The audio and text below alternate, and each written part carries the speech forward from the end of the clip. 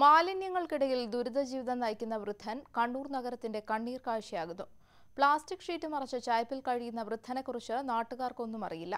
ആളുകൾ തള്ളുന്ന ഭക്ഷ്യാവശിഷ്ടങ്ങൾ കഴിച്ചാണ് ഇയാൾ വിശപ്പടക്കുന്നത്.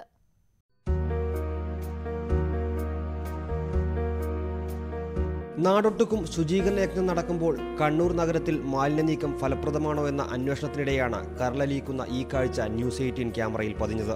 താളിക്കാവിലെ കാടുമൂടിയ സ്വകാര്യ വ്യക്തിയുടെ പറമ്പിൽ നിറയെ മാലിന്യങ്ങൾ.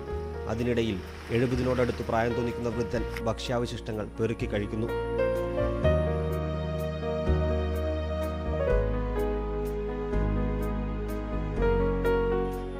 മാലിന്യങ്ങൾക്കിടയിൽ പ്ലാസ്റ്റിക്കുകൾ കൊണ്ട് മറച്ച ചായ്പിലാണ് ഇദ്ദേഹത്തിന്റെ കുടിയിരിപ്പ്. കഴിഞ്ഞ 4 വർഷത്തോളമായി ഈ വൃദ്ധൻ ജീവിക്കുന്നത് ഇവിടെയാണ്.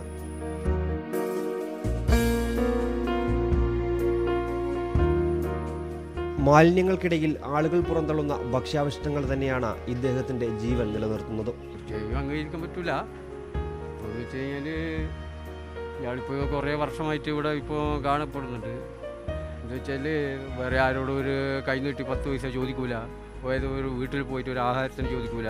എന്തെങ്കിലും കിട്ടിക്കഴിഞ്ഞാൽ അതിൻ്റെ ഉള്ളിൽ വന്നിട്ട് പാകം ചെയ്തിട്ട് ഭക്ഷിക്കലാന്ന് അതിൻ്റെ ഉള്ളിൽ തന്നെ ഉറക്ക്. അവർ ചെറിയ ഒരു ടെൻറ്റ് കണ്ടില്ല, ടെൻറ്റിൻ്റെ ഉള്ളിലാണ് കിടന്നുറങ്ങല് രാത്രി. നിരവധി സാമൂഹ്യക്ഷേമ പദ്ധതികൾ പ്രഖ്യാപിക്കുന്ന നാട്ടിലാണ് ഈ ദുരിത കാഴ്ച.